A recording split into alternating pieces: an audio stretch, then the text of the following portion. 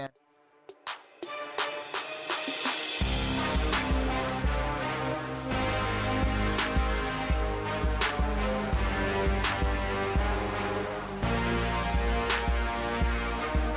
guys, we are joined back with our weekly guest who's going to be leading up to his fight for Titan FC 44, Robert TQ Turnquest. What's going on, TQ? Not a whole lot, man. How you doing, Eddie? I'm doing awesome, man, and today you're actually joined by your coach. Why don't you introduce him to our audience here? Yeah, this is my coach, Brian Smith. He's been working with me for about 4.5, almost 5 years. First, we were training together, and then after my third amateur fight here, he started being my main corner man. And then when he retired as a professional fighter himself, then he kind of took over as my coach. It was kind of like a unwanted position. We kind of threw it on him. We're just, remember how I told you how we would be in the doghouse, just beating each other up and stuff. So when we transitioned to a full-time gym, we were just unorganized, and we would just come in and just be like, all right, let's just get some rounds in. And he organized this, man. He put us together. He said, hey, today we're going to do this. We're going to do this. We're not going to just come in and just beat each other up for an hour straight. Like, we're going to drill things. We're going to work wall work. We're going to work, certain aspects of our game. And when he started doing that, we kind of jokingly started calling him coach. But then we're like, but no, seriously, like, be our coach. They pulled you in like that. They worked it in on you. That's like what boyfriends and girlfriends do. They start calling you babe, and then before you know it, they ask you out, right? Yeah, exactly. Right. Did it kind of feel like the same kind of thing, like you're trying to ask somebody out when you're, ask them to be your coach? Yeah. There's a lot of no's. Yeah. Don't like, call me coach. Did you like talk to your parents like, I don't know, I like this guy, I want him to be more to me in my life, you know what I mean? Yeah, I just got tired of whatever. Like, whatever. Now that we're leading up to the fight, it's 3 weeks away. What do you have TQ working on, leading up to this fight? Well, the biggest thing we're trying to do is we're trying to go back to what got us here. And we believe that a lot of it is he's a strong judo player. He's a black belt. He's got over a dozen years 17 years, I believe, of judo, world comp. But also he's got a great ground game. And when he first started, he didn't use his hands as much. We really worked a lot on getting him confident in his hands. The thing is, I think he got too confident, which you see a lot of ground fighters do. They become they're awesome on the ground, and all of a sudden they start falling in love with the striking aspect of the game. Like Johnny Hendricks, he was a great wrestler, and then he's fell in love with the punches. Yeah, and then you look at Verdum. Verdum has fallen in love with his hands as well. That's true. I mean, there's a bunch of great ground guys that fell in love with the striking. Just stop. Dan Henderson, Greco Olympian. All of a sudden, all I'm doing is throwing the right hand. And so what we try to do is still build on him with the striking, but also don't forget our roots. Don't forget what got us here. So now, I was just on the phone with your last opponent, Jay-Z. What have you really been worked on since that last fight? Like, what have you really been trying to tweak out? What did you notice that needs a little work on for this upcoming one? You want me to answer that, or you want Rob? Either one of you guys. So my personal opinion, like we talked last week, and I said, that was just it was a bad fight for me. I just went in flat. I wasn't putting combinations together. I just wasn't sticking to my game plan and what we had worked on that entire camp. This time, that's not going to happen. I'm more confident. I'm more prepared. I'm not going to have the weight cut issue on my back. I'm going to be going into this fight, and I'm ready. Like, I was ready for Jay-Z, but I'm really ready for this fight. It's not that we've learned anything. It's all stuff that we already knew. But like he said, we're going back to it. Instead of me sitting here trying to trade, like, there was no reason for me to sit there and try to trade with Jay-Z. That was just stupid on my part. I should have initiated the clinch. I should have forced the takedown. I should have forced the cage work. But I didn't. I was, complacent, and I was content to stand up with him. And we're not going to do that this time. So are you working with him also, not just a coach, but also like watching his diet and all that as well, his weight and all that? Are you in charge of that? Actually, he's really good at being self-accountable. He was telling us, he was like, I do that all myself. that's probably what's made it easier, where I don't feel like I'm so much as a coach as much as I try to just help get him ready. Yeah. Because he is strict on his diet. He is, not just here in the gym, but away from the gym when it comes to his cardio, his strength and conditioning. He's taking care of all that. So where are you guys right now? You're at the gym right now, I'm guessing? Yeah, we're at the gym right now. There's actually a jiu-jitsu class going on like 10 feet from us, 10 feet to the left. And then rowdy kids sitting to the right in the waiting area. So what was today like? Can you bring us through your day today? Today, woke up, my niece, we talked about that. She lives with me, so I got her off to school. I went to work. Lunchtime, I went and did my lunchtime workout, which was on the Versa Climber. Really happy with that thing, man. I'm like pushing my cardio a lot and like seeing some really good, some good things.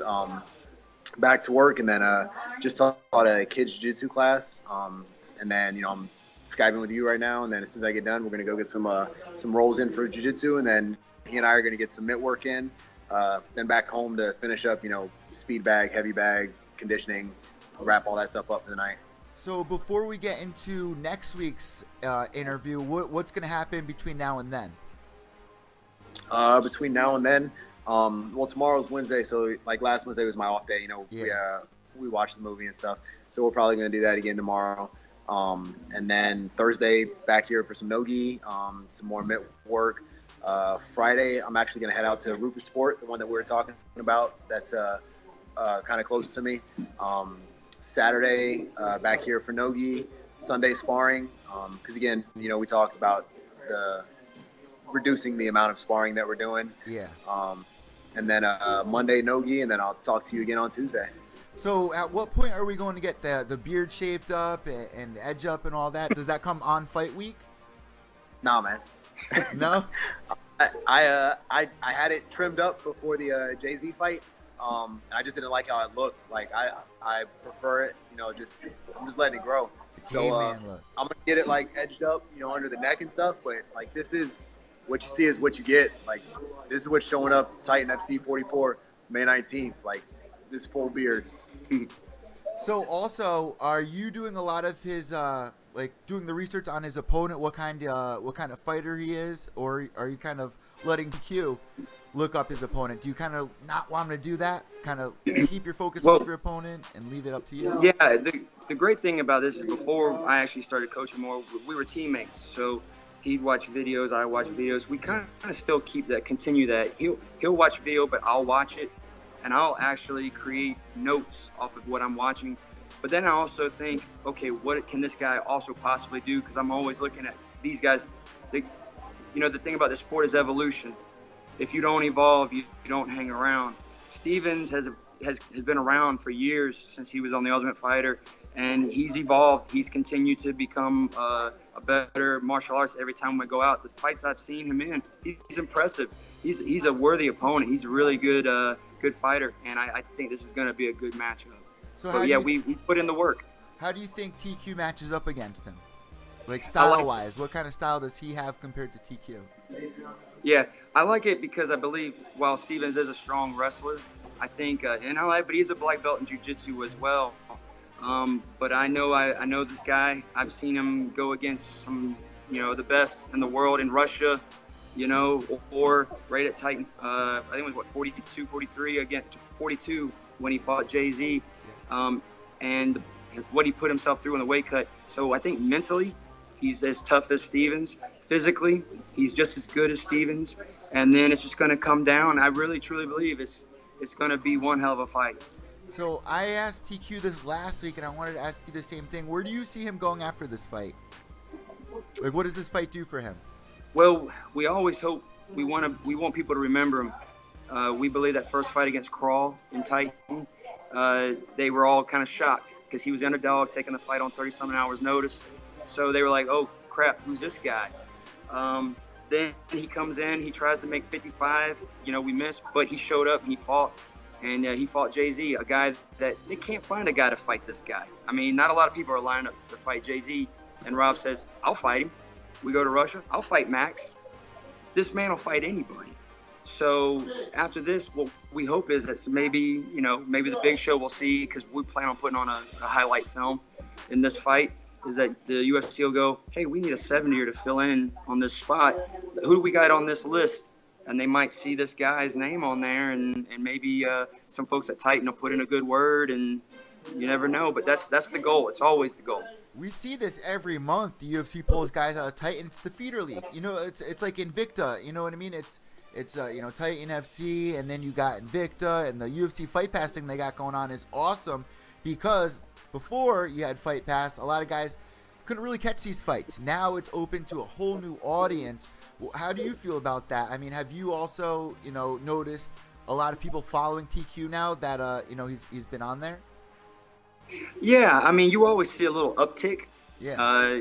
So I'm not a guru when it comes to social media, but I see it. I see the views going up. I see, you're always going to have those that are chasing the dream as well. So they're going to try to hate on you. But for the most part, he's reaching out to these folks that are seeing him. And I think when people start to hear him and listen to him, they'll see that this whole other side of this guy, he's not just the beard, right?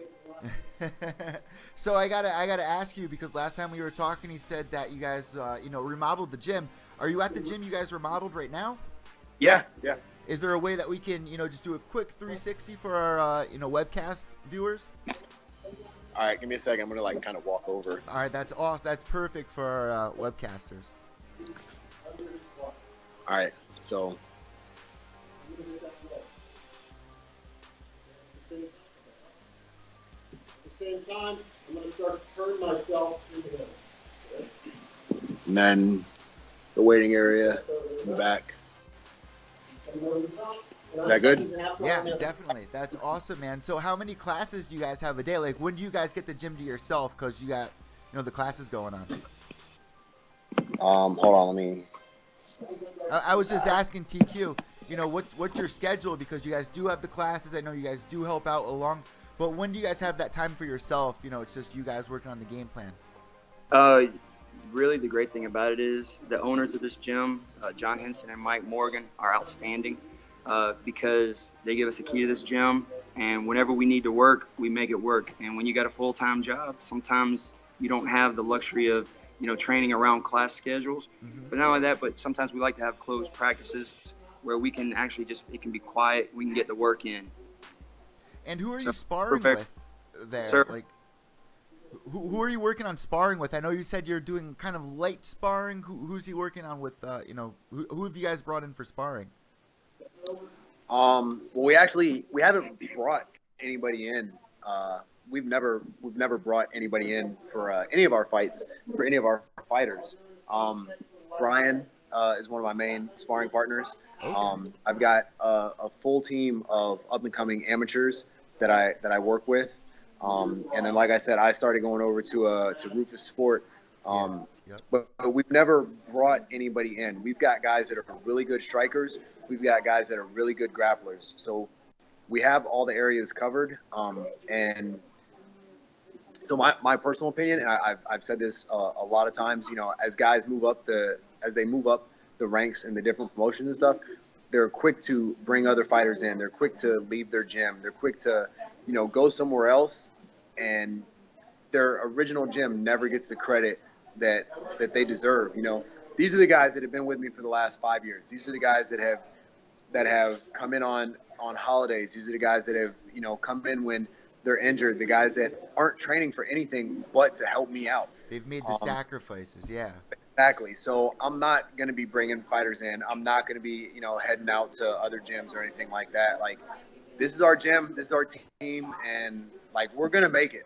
This isn't like I'm going to get so far with them, and then that's it, guys. Thanks for your help. I'm out. I've got guys that are coming up behind me that you're going to need to be on the lookout for, that, in a couple years, it's going to be people coming to train with us. It's not going to be, hey, let's bring somebody in. No, people are going to be like, hey, man, I want to go train at that gym for a couple weeks. Yeah. And if I can piggyback on real quick on that, we started from the ground up. We started from the ground up here. And we've had guys, we've been in the cage with Mike Perry. We've been in the cage with Jason Knight. Yeah, we've had great talent in here, and we've been against the best, so we know that we're capable of fighting. We know that we're capable of competing, and we're trying to put Pensacola on the map. We're just, we're not a real big city, but we're going to do it. We're going to do it the old-fashioned way through hard work. But yeah, maybe one day they'll start coming to us, and we'll be looking forward to that. But we're just young. We lost a couple guys from military commitments in school, but we just reload. It's time you start back from the bottom. You may have a little lull, but I'm still active. I still spar all the time. I never took off, even though I stopped fighting. And we just push. We push, sacrifice. And not a single person that comes in here and helps him, no one gets paid. They do it because they care for this guy. That's what it's family. It's family here. Well, I really appreciate you coming on this week because we did a lot of talking about the gym and the way that you're coaching. So I really appreciate you coming on, and I appreciate you showing us around the gym. That's pretty cool, TQ. So the last thing I got to ask you, man, before we let you go is, so last time we spoke, you were watching Dr. Dolittle. Do you have a movie picked out tomorrow night for your for the little niece? No. Lahela, what movie did you say we're watching tomorrow night? Boss Baby. The Boss Baby? Yeah, Boss Baby. With Alec Baldwin. Yeah, I guess he's shaking his head yes. I've seen the preview. So I'll find out tomorrow. Thank you so much for coming back on and updating us with what's going on in week 2. We still got 2 more weeks leading up to this fight, and we're looking forward to it. Thanks for checking in with us here at TQ, and thank you so much for bringing your coach on. If you could really quick, what's your your Twitter handle for everybody to find you who's tuning in? Yeah, my name is Brian Smith on Facebook, which, God, there's probably 10 million Brian Smiths. probably the best one is bsmith131 on Instagram. And then Facebook, if you can find me. If you get him, you'll find me. So, because he tags me and stuff. So yeah, he tags the gym all the time too. Yeah. Yeah. But I appreciate it. Thank you for letting me come on. So what can everybody find on your page? Like if they're viewing off of TQ and they're going to check out your stuff, what's on there? I'm really bad at self-promoting. I'm really bad at promoting this guy. I usually wait till the week of the fight when I start pushing. But I do a lot of little side projects. I do a little nonprofit organization where I visit kids at the hospital, superheroes and stuff. So they'll probably see me in spandex like it's Batman or Superman, stuff like that. So don't freak out if you see me in a costume. But I do some nonprofit stuff, and I probably should post more about the gym. But I'm very bad at social media. I need to do better. Well, you got TQ with you, man. So I'm sure doing the interviews and everything, it's just going to help you guys grow, as you guys go on. And like I said, Titan FC is on a perfect platform with UFC Fight Pass, and it's an exciting thing. It's exciting watching the fighters grow up, and it's got to be exciting for you because you're not fighting anymore. You're helping somebody, so it's got to be a real awesome experience for both of you guys. So I really appreciate you coming on this week and talk with us. I appreciate it. Thank you very much. And TQ, we're going to be talking with you next week, brother. So stay healthy.